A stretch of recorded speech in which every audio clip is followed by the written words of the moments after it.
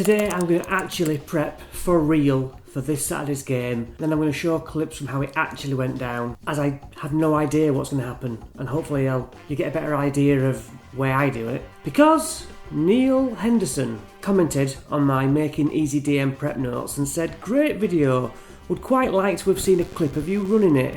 That's always instructive for us noob DMs." So we are playing Tomb of Annihilation. I warn any players watching of mine and future players, don't watch this. It's only going to be a fraction of the end game because it's a dungeon. I warn you, you don't want it ruining. So right now I have this area, what I'm going to run. What I normally do is fire the map to my TV, and I'll show you why I'm not doing that this time. So yeah, I normally use my phone to fire the map. However, oh, by the way, I should probably explain. I would kind of sort of enlarge the areas that they're in. So they came in here, oops, did bits and bats, and we're moving around this big square which goes all the way at the bottom of the dungeon. And they come, and now we are in this room. And as you can see, there's a secret door there. Doesn't really matter because it goes down to where they've been from another way. There's a lot of secret doors on this level, and as you can see, it's just a bit of a giveaway. Now, I have done that in the past, and what I would normally do is, look guys, you can see there's a secret door there, but I'm going to let you have one roll for it, and if you fail, you're not going to find it. You are meant to only roll once for every hour. It's not like you can keep re-rolling. However, I want them to find and explore the tomb. So it's really down to you, but what I'm doing is I'm doing my best to do dry erase maps and just draw it as best I can, which is why my map will look so terrible when I show you in a minute.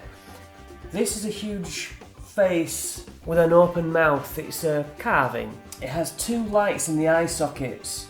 In here is a shrine, is a coffin. Behind it was a glass case, crystal case I think, with a skull in it, which telepathically started talking to one player, one NPC, and then when they all came in the room they could hear it. This is a skeleton, but not an ordinary skeleton, a skeleton that is actually a key which they will need later on. However, they've killed this skeleton with a funny shaped head and just left it. Do I really want them to go 6 dungeon crawls down and get to the bottom and then realise they need these 5 keys? No. Not really, that's a bad move. Right, so my players came up to this door. It had 2 burning lights in its eyes. What happens is, when a player comes through the mouth, one of the eyes goes out. When a second person comes through, one of the eyes goes out. The third person through gets chomped in the mechanical hole. But what my players did was they had the shield guardian come in, block up both of the holes, and then they climbed through. So I had no way of signposting that was going to clamp down on somebody. It clamped down on my other player here. They got out, they got in. They'd already shot this important skeleton here. Now, as I say, they need to have the head to carry on. But as yet, I just let it play on because you never know what's going to happen when the dust dies down. There's a sarcophagus here, okay, so that is obviously very important. They've already opened a previous sarcophagus, and this guy, my son, playing Kriv, he is possessed with a spirit from the campaign. I won't go into more details. It's giving him a bonus to something, it's giving him a flaw that he has to roleplay to. Now this seemingly crying girl voice turned into the stats are a flame skull, so I've kind of painted it similar. Basically this skull is going to do whatever a flame skull can. So this is actually a player, yellow ring, green ring is a player, I have a little kobold, NPC buddy, shield guardian too big to fit through, so I've got 3 players really. I made the cards, as you've seen before, weird skeleton. It has 2 daggers in each hand, so it's a little bit different, but I haven't said that that's very important. This, less important, but it's a fight. We've got ourselves a fight, we've rolled initiative, and that's where we ended the game. There's a secret door here, what leads to somewhere they've been. It's not important. They can explore these little alcoves if they can squeeze their little bodies in. I mean, this guy probably will. And I need to put something at the end of wherever they go. I don't know which one they go down, but I think there should be some fines. However, okay, so I've got the Flame Skull stats here. I'll put them on screen for you. Let's look. AC 13. I do full hit points. So this hit point should be 54.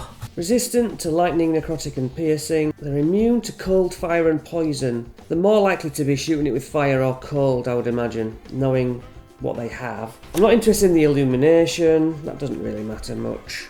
The Flame Skull has advantage on saves against spells and other magic, so that is important. DC 13 on its saves when saving against with advantage against their stuff. Plus 5 to hit with spell attacks. Okay. It requires no somatic or material. It doesn't wave its hands, it doesn't need things. It can do this. Mage Hand? Not interested. Magic Missile?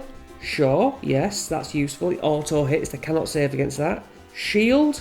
That gives it more to its AC. That immediately gives it a plus 5. And that is a reaction. As soon as a player hits Flame Skull, its reaction makes its AC go up for the rest of the round. I will be using that for sure. Blur and Flaming Sphere will be ignored because I want to go straight to the Fireball, which you can do once. Okay, on the map, we use this, I know you don't know if you can see it quite well, but this is the zone of Fireball. It's 20 foot diameter. So from the middle, it's 20 foot that way, 20 foot that way. I can get these guys, hopefully even if they spread out on my turn. That will be the first thing I do. However, this guy and this guy both have evasion. If they save, they don't take half damage, they take nothing. So I'm going to be targeting this guy, who doesn't have that, with Fireball, and possibly these two. It also says it has Fire Ray twice. 3d6 damage. So let's say I hit. What we got there? We got 12 for the first hit. We got 13 for the second one, if they both hit on Fire Rays. So these are going to get Fire Rayed. This is going to get Fireballed. I can up my AC from Shield. I might, and I say might, be able to either position myself down near the floor, depending on if these guys are all over one side, I can actually get a little bit of cover. But I mean, if I disappear into these alleyways, they're just going to run in and corner me, so that's probably not a good idea. It's not got a lot of hit points. I just want to get them damaged. If I can damage at least my 3 players, I will be happy. But chances are, this poor dude could also be completely obliterated, which would be a real shame. The difference will come when it first takes damage. If I can use my reaction for the second hit or whatever to be more difficult because the AC shoots up, well, I can just hope it goes like that. So I want this to be interesting. I don't want them to forget about taking this. Other things to consider. The skull is 10-year-old granddaughter of the queen of this land. They're going to murder it one way or the other. When she attacks, swarms of mummified spiders pour out from the niches at the start of the following round. I think, to make it more interesting, on her go, the spiders just come out, because otherwise I'm not going to stand a chance. It makes it more interesting, it makes it just more of a fight than them just smashing down this one thing. 6 swarms of undead spiders come out. They're treated as swarms of insects. Ooh, 5d8. I make that 40 hit points per swarm. The resistance to bludgeoning, piercing and slashing from... It doesn't say from non-magical or magical. They're just resistant because they're so small. Maybe that is OP. Maybe that will be the following round. I can see why they've designed it like that. Basically, even if they kill it in one go, that's when these swarms will come out of these weird shaped corridors. So we need to make a card for the Flaming Skull and for the swarms. Right, so I'll bring you around here and we can make the cards. Okay, so on their side, I'm putting undead spiders, because that's the flavour of the game. AC is 12. Resistant to blood. Pierce. I know what these mean when I do it. And slashing. What else would I need? HP 40. So there's 6 swarms. When they attack, They do +3 to hit anybody. Average damage, so the damage will always be 10. That will speed things up from rolling more. Or 5 if the swarm has half its hit points. I mean, it depends how it's going. That's a lot of extra thing that I probably wouldn't do. We'll see. Just see what happens.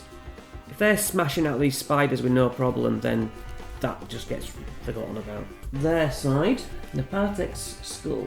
AC 13/reaction is going to be 18 after that first hit. Reaction, shield. Because they're going to get their turn first. So I need to know that. Flies 40 feet. Resistant to lightning, necrotic, piercing. Does not say from magical or from a non-magical, whatever. Immune, cold, fire, poison. Don't care about illumination. +5 to attack, 10 damage, fire rays. Fire ray, it's going to do fireball first. Fire ray ×2. There's my side. Right, so last week we walked along here, up here, through this skull. As I explained, third person was bitten. There's the skeleton walking around. Crystal box with a floating skull. Girl's voice. Secret door there. And then they're going to have to go back. Then the next thing, unless they go downstairs, is they have to go up to this room or over here to these rooms. So that will be my prep after the room I'm going to show you. Because they could jump all the way down there to the finish or all the way down there to the finish, I had to get prepped for level 2. Level 3, level 4, level 5. They would plop down there if they jumped down over there, and they would plop down into here if they jumped down the middle. So, I mean, this is the end game. That's the true end game, but I can't show you that. I've got my empty pages. I have things to consider. 1, tell them in some way about the skeleton key head. 2, run the combat. 3, there's a spirit already in one of my players' head who I have to voice. I looked online, it suggested doing the one that's in him as Yoda.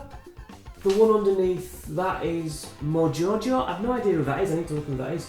One of them is like Johnny Bravo, the cartoon character, or Elvis, and the other one's like Pikachu. The one in the tomb that they might be going to uncover now, that's trying to possess another character, will be Moa. Monotonous voice. So that's going to be 2 spirits in 2 players, hopefully. The information and the combat. And I have 2 NPCs to run who can also interact. To stir roleplay along, I need to address the characters personally as an NPC. It's a lot to juggle. Added onto that, it's possible that alongside my normal 3 players, I could have 6 players.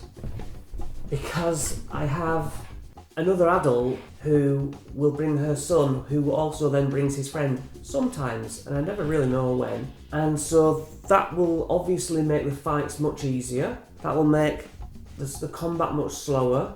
That will, God bless them, make it more chaotic because they will completely do things you didn't expect. I've got players who play it as you would expect, and I love having them here, don't get me wrong. But I do enjoy that, to be honest. I like the chaos, weirdly. But that's a factor I'll have to wing on the fly. So let's make some notes. Okay, so that's my notes done for the first section, which is the section I shall concentrate on for you guys. God knows what's going to happen. I have a plan in mind for just that room.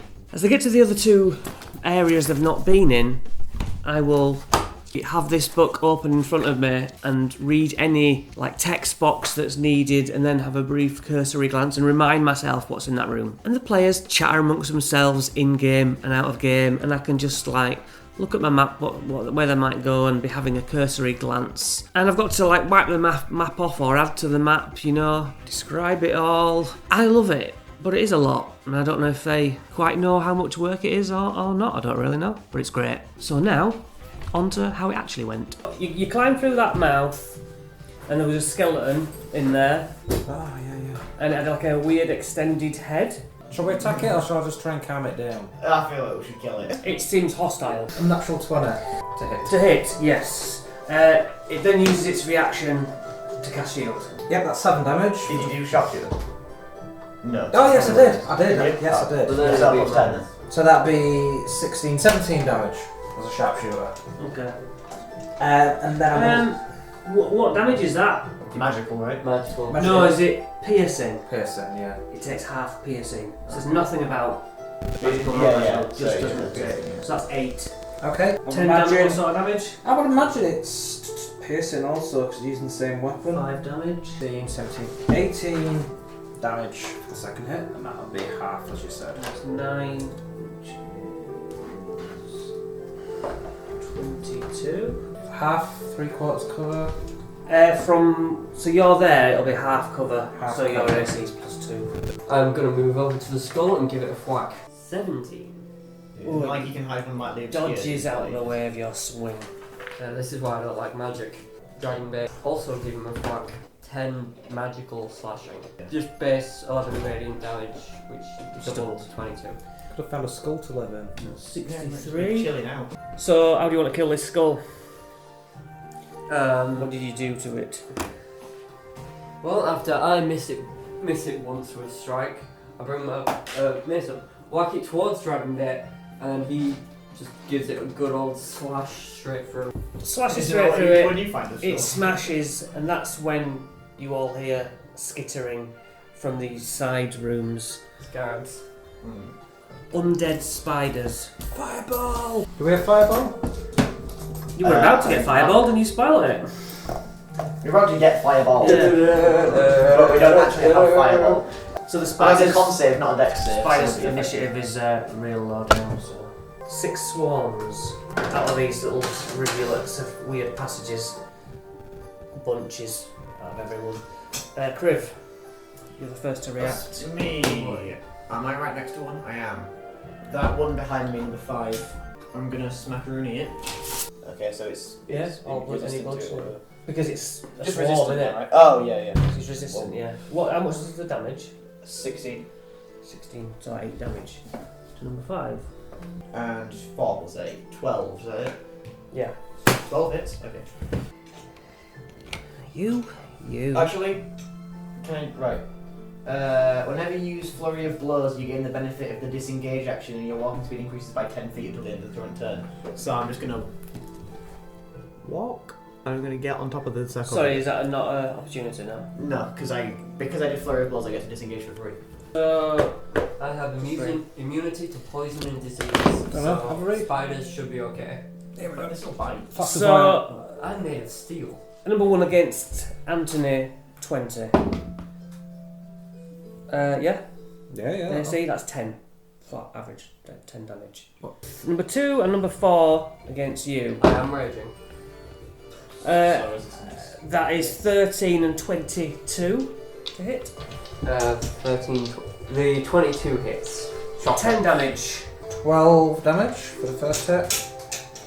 Second Is that hit. half? Yeah, I would imagine so. So number 5 takes 6. The One more broken strength arm. anyway, so if you got high enough strength, it's alright. Crit fails, so. You miss an attack and gaze upon the chaos of the battle, causing your confidence to falter. Disadvantage on your next attack, not too bad. You want to remember. Me and Dragon Bait are gonna just go through the hole, and since I've seen it close on the third person, I'm gonna have Dragon Bait go first, and I'm gonna go second. Does the spiders count as a person going through? Exactly.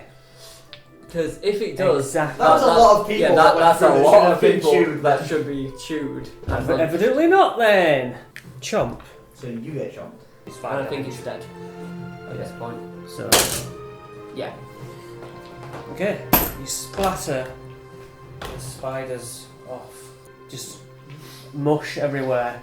Slippy mush. And you hit here, I think they are dead. Sound like Duck from Duck, I'm scared. Wait, who said that? So you have the voice in his head, you didn't hear it. Is it to go in now? Are you asking the DM? I'm in the. Oh, you're asking Malaku. Won't be safe coming I out. don't know. He comes away and you see these two flames in my eyes again. Oh, that's another third one.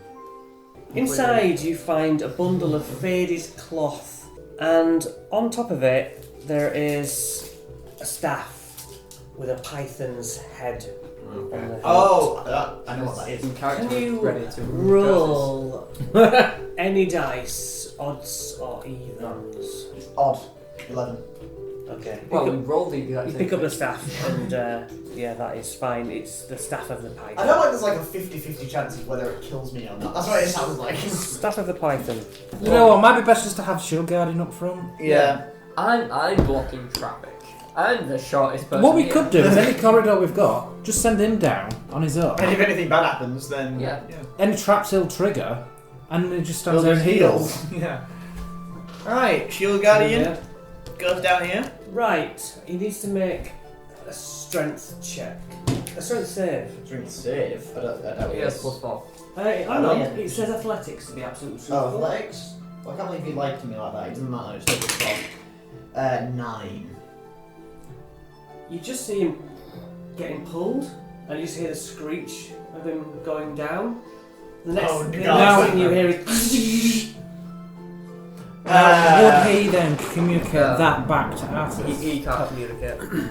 He Yeah. can't talk or anything. He can't. Alright. He can't. Artist can speak to him telepathically. but he Oh, can't I do always it. forget that. Well, Yeah, it's all I one thing. didn't see any traps on this thing, so I'm gonna move forward then, because not the smartest, not the dumbest. You got the whiz.